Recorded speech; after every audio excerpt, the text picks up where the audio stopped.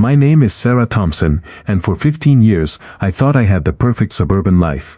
A cozy house with a white picket fence in Willow Creek, a loving husband named Mark, and our 10-year-old son, Ethan. The kind of neighborhood where kids rode bikes until sunset and everyone waved hello. Our next-door neighbor, Mrs. Eleanor Hargrove, seemed like the heart of it all. She was a quiet widow in her late 70s, always baking cookies for the kids and tending to her beautiful rose garden. She wore flowery dresses and had the gentlest smile. Everyone loved her, but Ethan never did. It started on a rainy Tuesday evening. I was in the kitchen chopping vegetables for dinner when Ethan burst through the back door, his raincoat dripping and his face pale. "Mom," he shouted, eyes wide with fear. "Mrs. Hargrove is dangerous. She's a monster." "You have to believe me." I laughed it off at first, ruffling his wet hair. "Ethan honey, Mrs. Hargrove? She's the nicest lady on the block.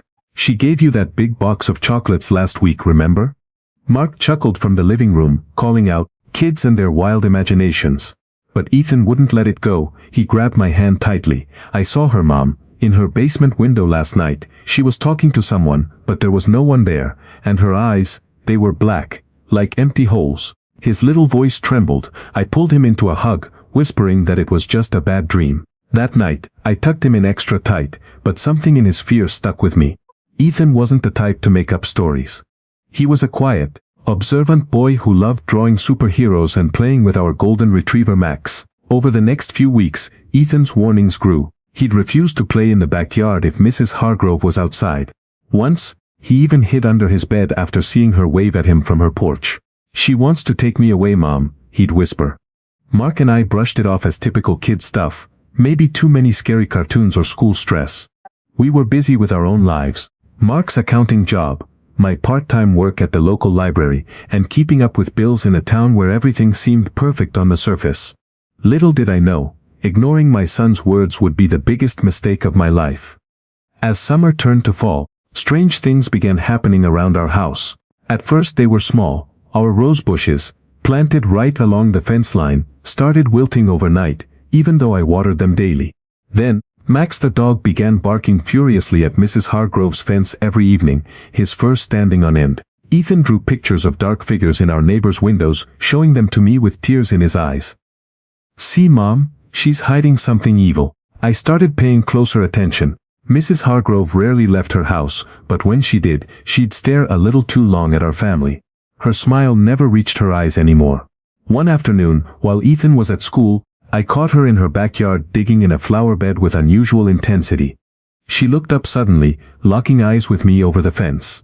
For a split second, her face twisted into something cold and hateful before melting back into that sweet old lady mask. "Beautiful day, isn't it, dear?" she called out. That night I told Mark about it. He shrugged. "She's old Sarah. Probably lonely. Maybe bake her some cookies." But Ethan overheard and cried himself to sleep. I began to wonder if there was more to our neighbor than met the eye. I searched online for any public records on Eleanor Hargrove. Nothing unusual. Just a retired teacher who had lived in Willow Creek for decades after losing her husband young. Then came the nightmares. Ethan woke up screaming twice that week, describing a woman with black eyes dragging him into a dark basement filled with whispers. I comforted him, but sleep evaded me too. One stormy night, I saw a flicker of light from Mrs. Hargrove's basement. Shadows moved across the small window. Like figures dancing in some forbidden ritual, I told myself it was just the wind and curtains. But deep down, doubt crept in. The tension peaked when Ethan went missing for 2 hours after school. We found him hiding in the park, refusing to walk past her house. "She called my name, Mom," he said, clinging to me, from inside her walls. Mark finally agreed we should keep a closer eye, but life moved on. Until the call came, Mrs. Eleanor Hargrove had passed away peacefully in her sleep. The whole neighborhood mourned. Flowers piled up on her porch, and casseroles filled our fridge from sympathetic friends. Ethan, however, looked relieved. "She's gone, Mom. The monster is gone." I felt a chill. What if my son had been right all along? The funeral was held on a gray, drizzly Saturday at the old Willow Creek Chapel. The pews were packed with neighbors sharing fond memories of Elsinore's kindness. How she helped with bake sales, read stories to children at the library, and always had a listening ear. I sat there with Mark and Ethan, feeling guilty for my growing suspicions. Ethan squeezed my hand tightly during the service, his small body tense. The pastor spoke warmly. Eleanor was a pillar of our community, a woman who lived a quiet, giving life. Tears flowed. Even I felt a pang of sadness.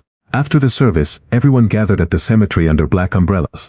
As the coffin was lowered, a man in a sharp suit approached me. He was tall, serious-looking, with wire-rimmed glasses. "Mrs. Hargrove's lawyer, Mr. Caldwell." "Mrs. Thompson," he said quietly, pulling me aside while the crowd dispersed. "Eleanor left specific instructions. This is for you."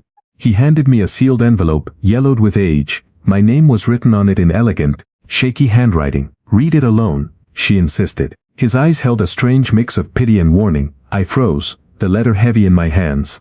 Mark raised an eyebrow from afar, but I slipped it into my purse. Ethan watched everything with wide eyes. On the drive home, the car was silent except for the rain tapping on the roof. I could feel the envelope burning through the fabric, calling to me. That evening, after tucking Ethan in, where he finally slept peacefully for the first time in weeks, I sat at the kitchen table with a cup of tea. Mark had dozed off on the couch. My hands trembled as I tore open the seal. The letter was long, written on thick stationery that smelled faintly of roses and something metallic, like old blood. I read the first lines and my blood ran cold. "Dear Sarah, if you're reading this, I'm gone.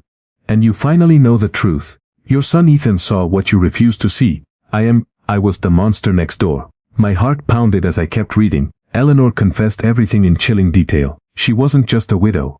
Decades ago, she had been part of something dark, a cult-like group that preyed on families in quiet towns. Her husband hadn't died naturally. She had sacrificed him in a ritual for power and longevity. She had chosen Willow Creek because it was full of trusting families like ours. She wrote about watching us for years. How she envied our happiness. How she had slowly poisoned our garden to weaken us emotionally. The cookies she gave Ethan? They contained subtle herbs meant to make children more receptive to her influence. Nightmares that would drive them to her. The black eyes Ethan described? A side effect of the dark practices she performed in her basement, summoning shadows to feed on fear. "I tried to take Ethan," the letter continued. "Many nights, I whispered through the walls. But your boy's pure heart fought me. He warned you, and you ignored him. That made me angry. I planned to make him mine on his 11th birthday." Tears streamed down my face. I wanted to scream, to wake Mark, but I couldn't stop reading. She detailed how her health had failed recently, forcing her to write this confession. It wasn't remorse. It was triumph. "Even in death my work continues. Check the basement, Sarah. The real gift is waiting." At the end, there was a key taped inside the envelope. And a final line that made me freeze completely. "Your family was never safe. And now, you know why your roses always died." I dropped the letter gasping. The room spun. All those coincidences, the barking dog, the shadows, Ethan's terror, it was all real. My sweet old neighbor had been a predator hiding in plain sight. I woke Mark immediately, my voice shaking as I showed him the letter. His face went white as he read. We called the police that night, even though Eleanor was dead. Officers arrived, and with the key, we entered her house, legally permitted with the lawyer's involvement. What they found in the basement was horrifying. Old journals of rituals, dried herbs, strange symbols on the walls, and small trinkets stolen from neighborhood families over the years. No bodies, thank God, but enough evidence to confirm she had been dangerous. The police assured us it was over. Eleanor had died before completing whatever final plan she had. But the real closure came from Ethan. The next morning, I sat him down and told him the truth, gently, in words a 10-year-old could understand. "You were right, sweetheart. Mrs. Hargrove was bad, but you saved us by being brave and speaking up." Ethan hugged me tight, tears of relief in his eyes. "I knew it, Mom. I saw her monster face." We moved houses 2 months later, to a brighter neighborhood across town. Mark and I became more attentive parents, listening to every word our son said. I started journaling our story, not for fame, but healing. The neighborhood slowly recovered, with whispers turning into warnings about trusting too easily. Today, Ethan is thriving. He draws heroes instead of monsters, and Max barks happily at every new neighbor. That letter changed everything. It taught me that danger can wear the kindest smile, and that a child's voice might be the most important one in the room. The police investigation dragged on for weeks. Yellow tape surrounded Mrs. Hargrove's old Victorian house, and detectives came knocking on our door almost daily. They found more than just journals in that basement. Hidden behind a false wall were dozens of small glass jars containing personal items. Locks of hair, children's drawings, wedding rings, and faded photographs of families who had once lived in Willow Creek. Some dated back 30 years. One detective, a kind woman named Officer Ramirez, sat with us in our living room. This wasn't just one crazy old lady, she explained gently. Eleanor Hargrove was part of a loose network. People who believed in taking energy from others. Fear was their fuel. She showed us redacted files. Multiple unsolved disappearances in nearby towns over the decades all had one thing in common. An elderly female neighbor who passed away shortly after. Ethan listened from the stairs, wide-eyed but no longer terrified. I told you she was bad, he whispered later that night. We decided to tell him more as he grew older, but for now, we focused on healing. Mark installed new locks, security cameras, and even a motion light between our yards. Yet every creak in the house made my heart race. I kept replaying the letter in my mind. Had she really planned to take Ethan on his birthday? Sleep became a luxury. Nightmares visited me now, pale hands reaching from the garden soil, black eyes watching from mirrors. I started researching on my own, visiting the local historical society. Turns out, Eleanor wasn't even her real name. She had changed it multiple times. Her past was a web of fake identities, always moving to quiet suburbs after tragedies struck the families next door.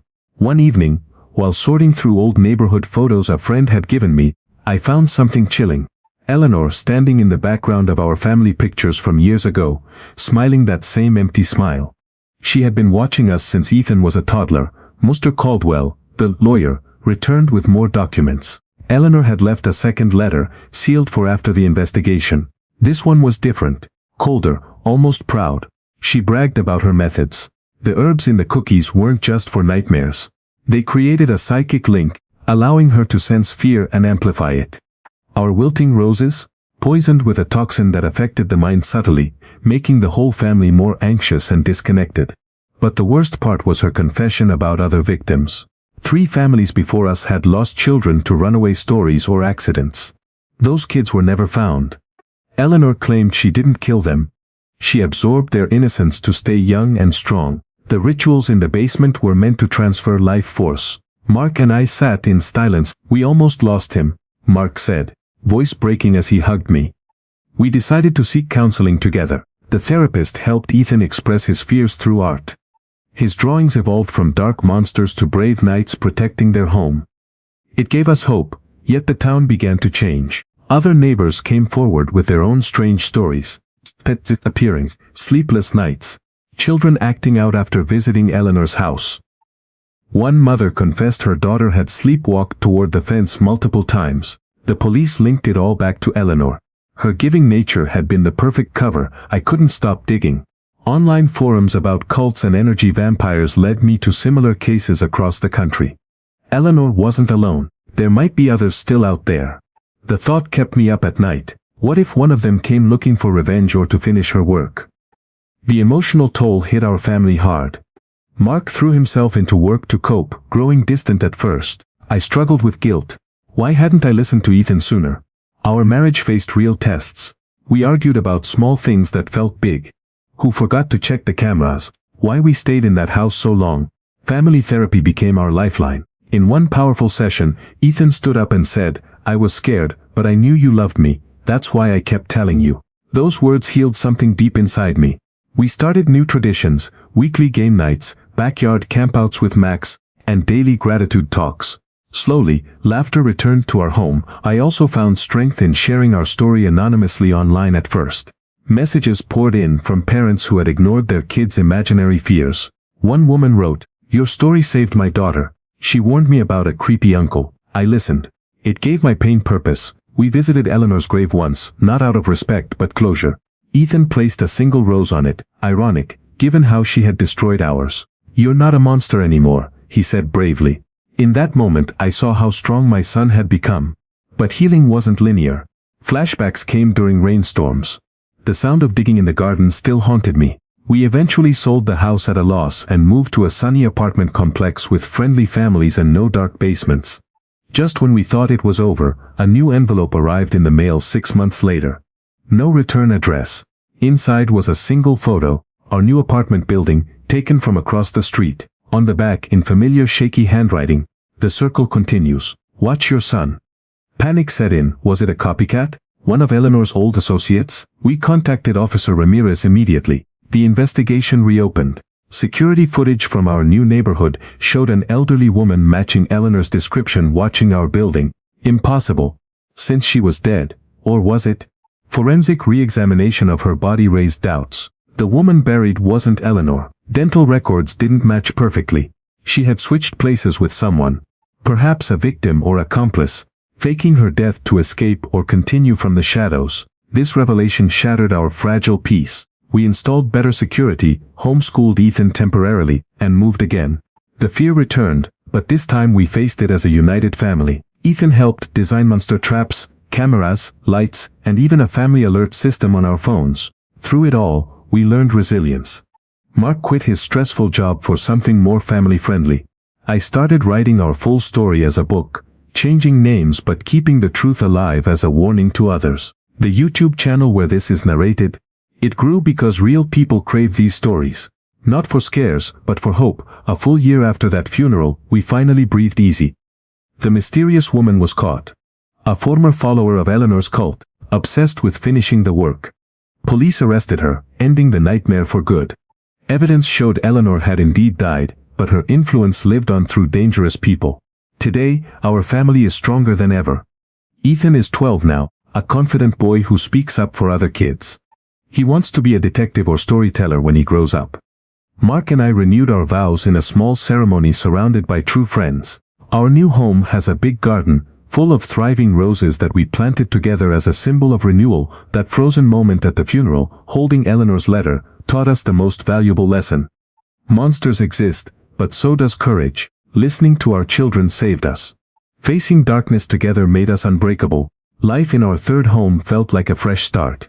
We chose a bright, modern neighborhood with community events and watchful neighbors.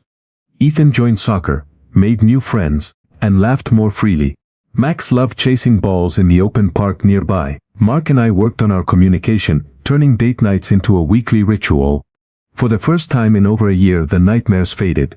But peace is fragile. One crisp autumn evening, Ethan came home from practice holding an old locket. I found this near the goalpost, Mom. It has her initials inside, E.H. My stomach dropped. Eleanor Hargrove. The locket contained a tiny faded photo of a young woman with those same cold eyes. How did it get there? We called the police again, but they said it could be a coincidence or planted by kids playing a prank. Still, it rattled us. I started a private journal tracking every odd occurrence. No matter how small. A neighbor mentioned seeing an old lady asking about our family at the local store. Another found strange herbs scattered near our fence. The cult's influence, it seemed, had roots deeper than we imagined. Support groups online connected me with other survivors. Their stories mirrored ours, ignored warnings from children, kind, elderly neighbors, and lives upended by hidden evil. We refused to live in fear. Instead, we channeled it into strength. I began sharing short versions of our experience anonymously on parenting forums. The response was overwhelming.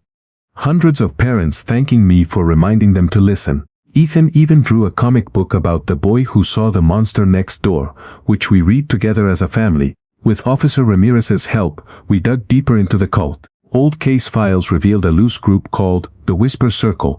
People who believed they could extend their lives by feeding on the fear and innocence of others. Eleanor wasn't the leader, just one devoted member. There were others still active, moving between quiet towns. A breakthrough came when a young detective found digital traces. Eleanor had kept encrypted emails on an old laptop hidden in her attic.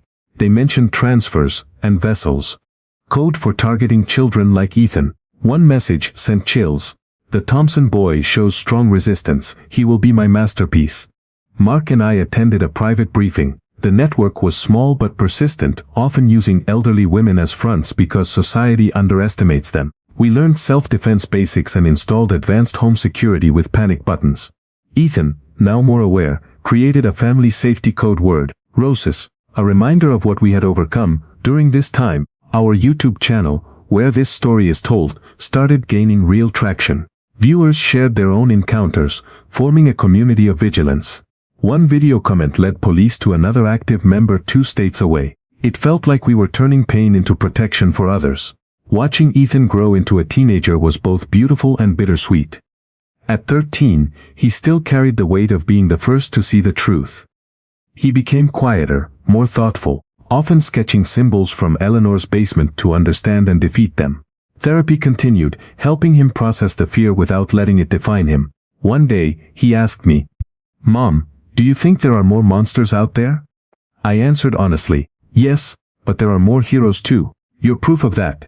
He joined a school club for kids interested in mystery solving and psychology. His teachers praised his empathy and sharp instincts.